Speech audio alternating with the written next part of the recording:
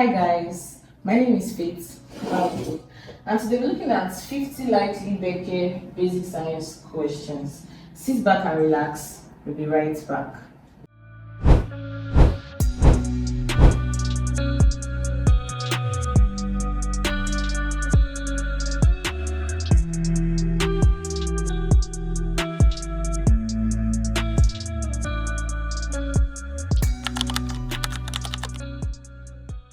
Welcome back. Today we'll be looking at 50 likely BECE basic science questions. Now, number one, which of these best describes science? A. Guessing questions. B. Studying things without proof. C. Finding out about the world through observation and experiments. And D. Memorizing facts only. So in this question, we are being asked that what is the definition for science? Out of these options, which one best describes science? Now, if you see A, guessing answers, no. Science does not talk about guessing answers. B, studying things without proof. Now, science always needs proof, so this particular option is wrong. Finding out about the world through observation and experiments. Yes, that can be our answer. And the other one, the last one, memorizing facts only. Now, we don't memorize only because we put it as a law. So our best answer for this question is option C. Number two, the smallest unit of a living thing is called what?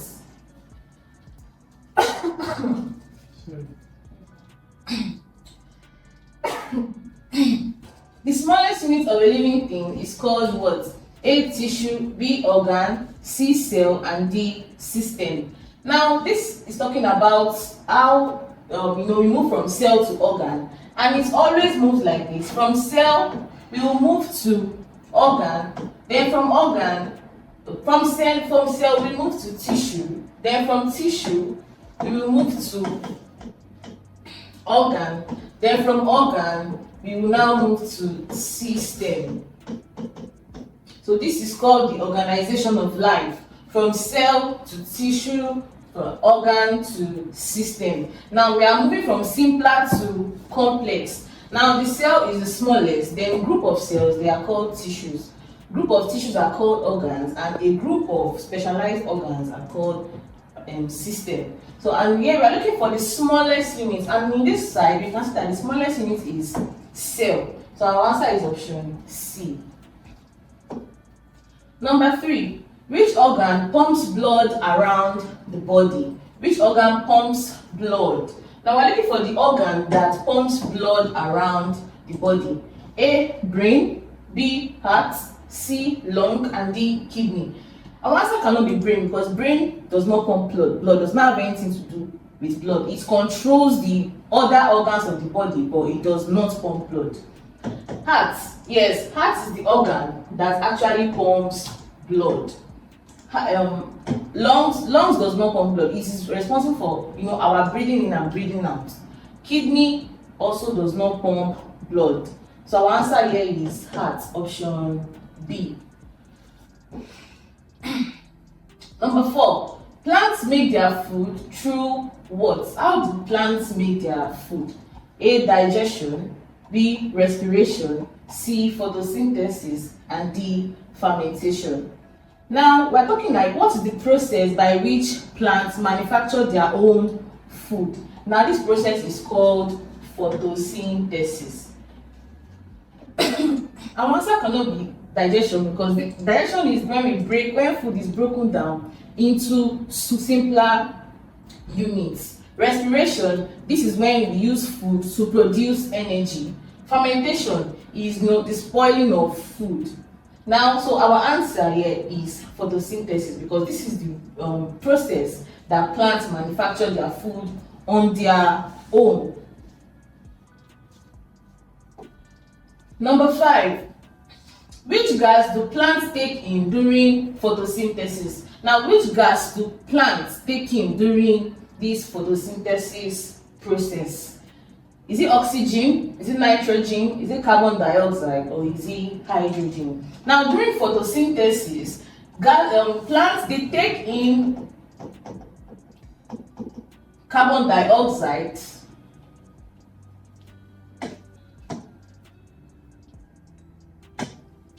that's carbon dioxide, and they bring out oxygen.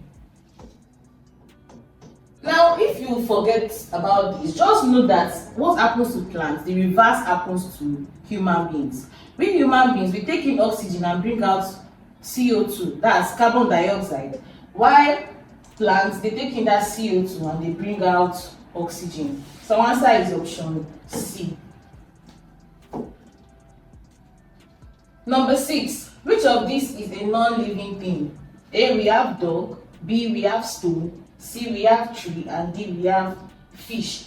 Now answer here is stone. Now some people might want to choose tree because they think that tree is not a living thing, but tree is a plant. And don't forget that all living things are plants and animals. So in this question, they want to test whether you know that tree is a plant and tree is a living thing. Note that living things are made up of plants and animals. So this makes tree to be a living thing. So our answer here is stone. Number 7, the force that pulls objects towards the earth is what? The force that pulls all objects towards the earth is what? A, magnetism, B, friction, C, gravity, and D, pressure.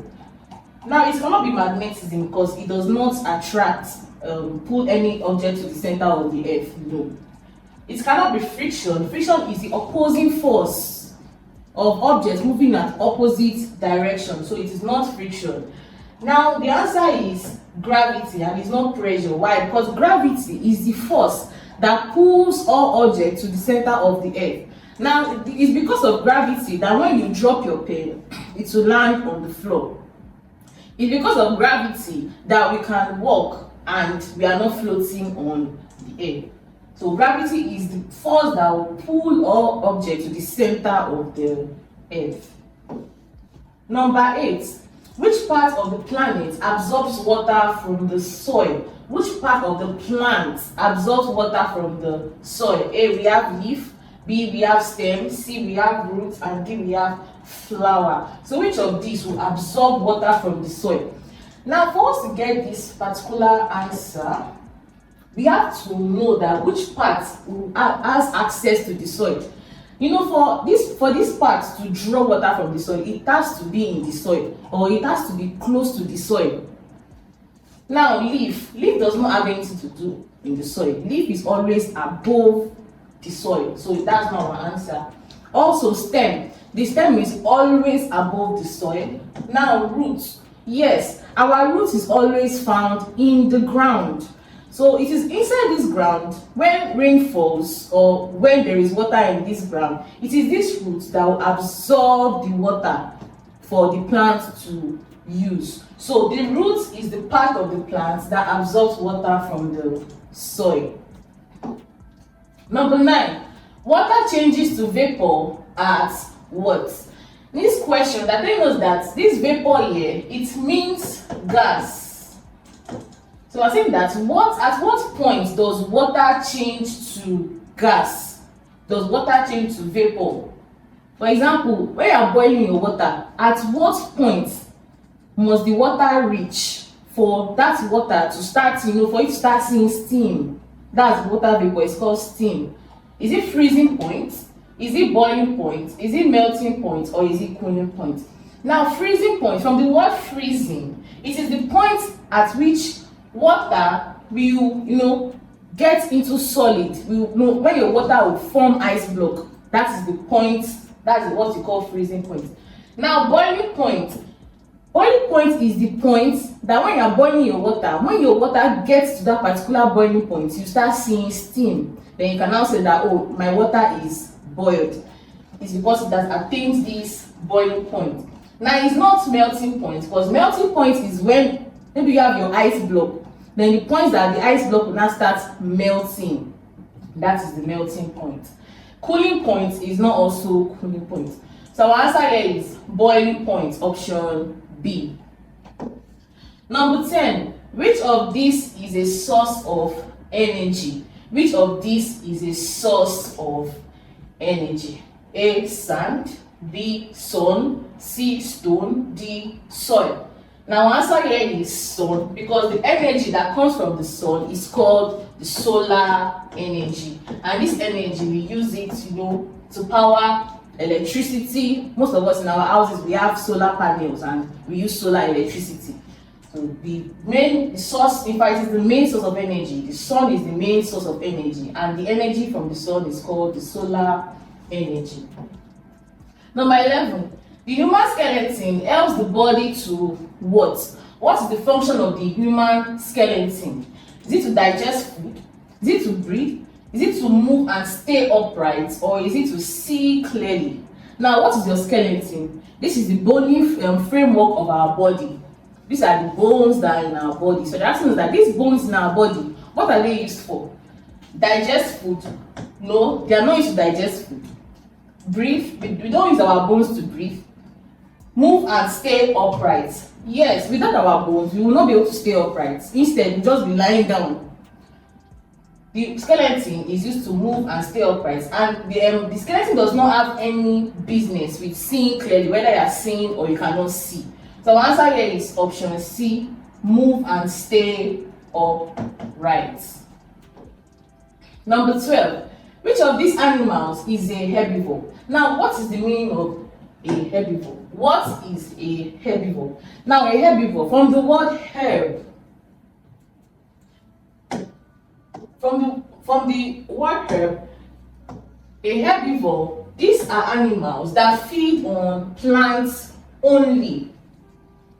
They feed on plants only. So they're asking us that out of all these animals, which of them feeds on just purely plants? A. Lion. Now, lion feeds on their fellow animals, so they are not herbivores. Goats feeds on leaf, strictly leaves. Tiger is carnivorous. They feed on their fellow animals. Cats are also carnivorous. They feed on their fellow animals. So our answer here is goat. Goats feed on plants only, so it can be categorized as a herbivore. Number 13. The process of breathing in oxygen is called what?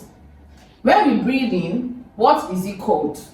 What is breathing in called, and what is breathing out called? Now, when you breathe in, it's called inhaling.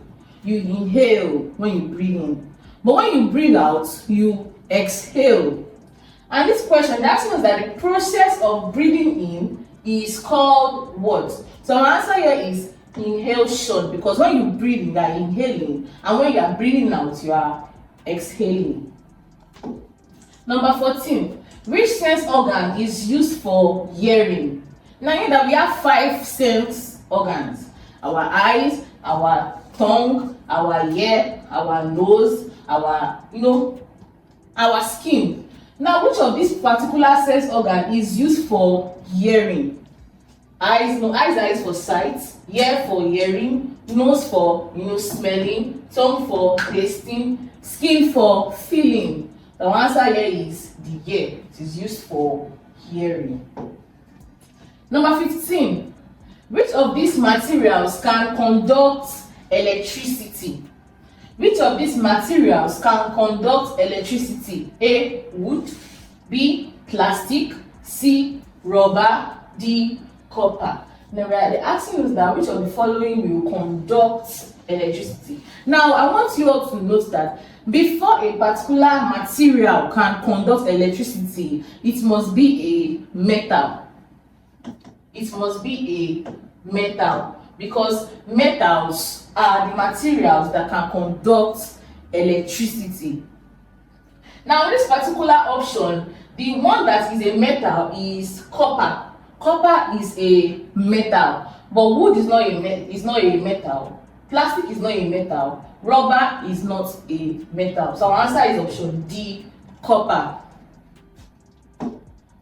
Number 16. The boiling point of water is what? We just talked about the boiling point. That boiling point is when your water has attained the point that it will transform to steam.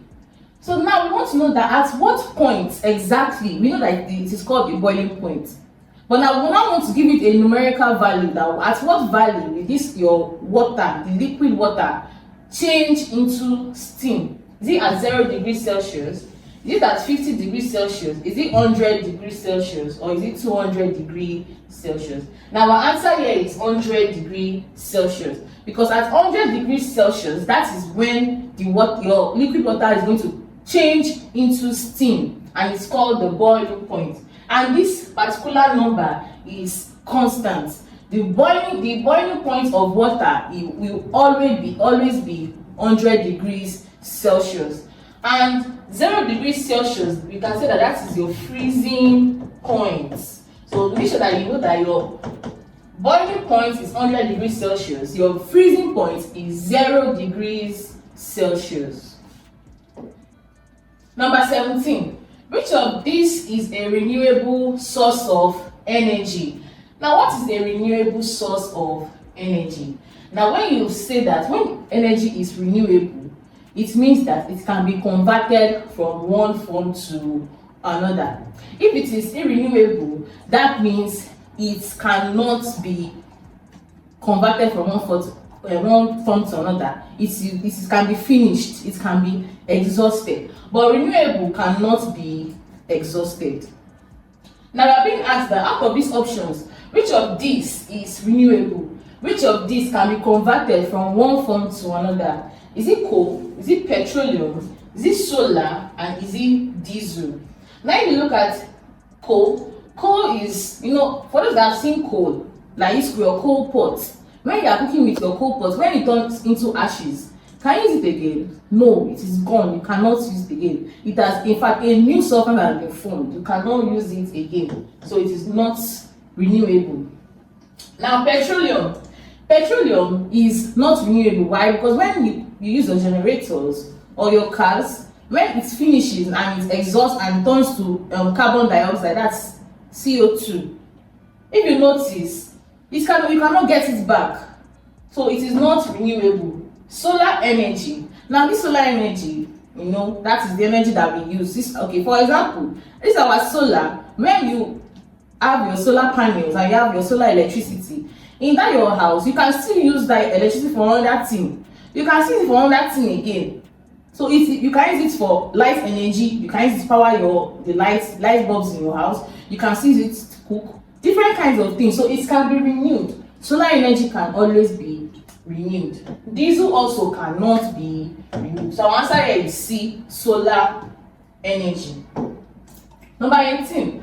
What do we call animals that eat both plants and animals? What do we call animals that eat both plants and animals?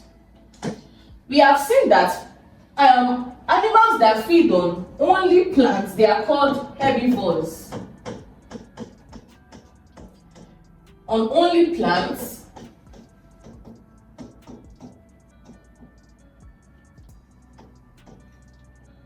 now the ones that feed on only animals, they are called the carnivores. Now the ones that feed on both these plants and animals, they are called omnivores.